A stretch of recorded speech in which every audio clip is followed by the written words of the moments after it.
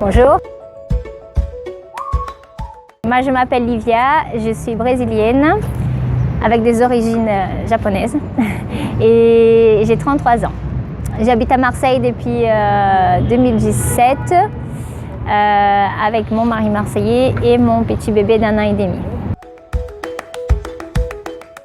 J'ai appris le français au Brésil, après les études à la fac. C'était une langue qui m'a attirée, la culture aussi, la culture française, ça m'interpellait.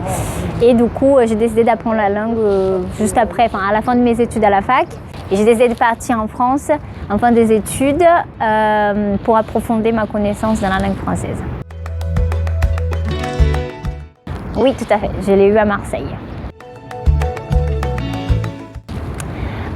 C'est très bien. On a fait ces choix pour le bien de ton bébé. Enfin, dans mon cas, s'il était né au Brésil, il n'aurait pas du tout les mêmes opportunités d'éducation, de sécurité, les faits de vivre à l'extérieur, de pouvoir faire plein de choses qui au Brésil c'est un peu plus limité. Donc je pense que ça, sur ce, il a de la chance d'être là.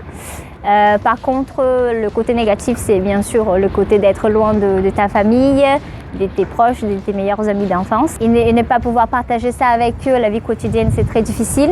Par contre, on essaye de partager tout ça par Instagram, par les stories et par les appels vidéo.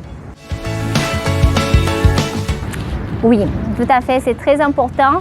Parce que ça te permet d'être indépendante et faire toutes tes affaires avec bébé toute seule. Des fois, ton mari ne peut pas t'accompagner dans des rendez-vous médicaux ou même pour aller à la crèche, même quand une petite sortie au parc pour que tu puisses parler, pour que tu puisses parler avec des autres mamans, que tu puisses parler au médecin et pour que tu puisses demander des informations à la crèche. Je pense que c'est très important de parler français.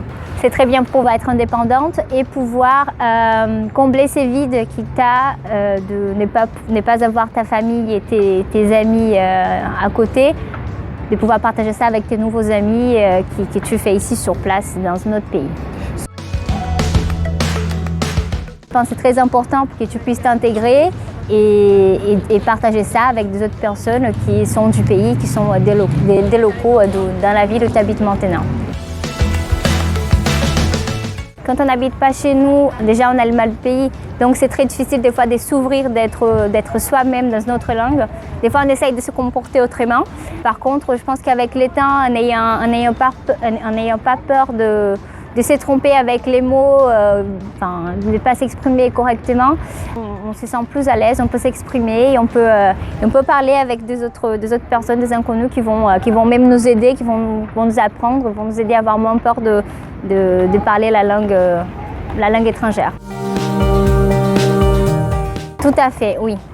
Moi, je pense que la même façon que je parle français, c'est justement la même façon que je parle portugais brésilien. Donc, je pense que quand même, tu peux garder ton identité. Tu n'as pas besoin d'essayer de faire des accents à la française parce que je ne dis pas que ça va jamais venir, mais c'est très difficile et tu perds ton identité. Je pense qu'il n'y a pas de sens d'essayer de parler avec un accent que c'est pas les nôtres. Même c'est charmant et c'est sympa et c'est exotique de parler avec un autre accent. Ah oui, tout à fait.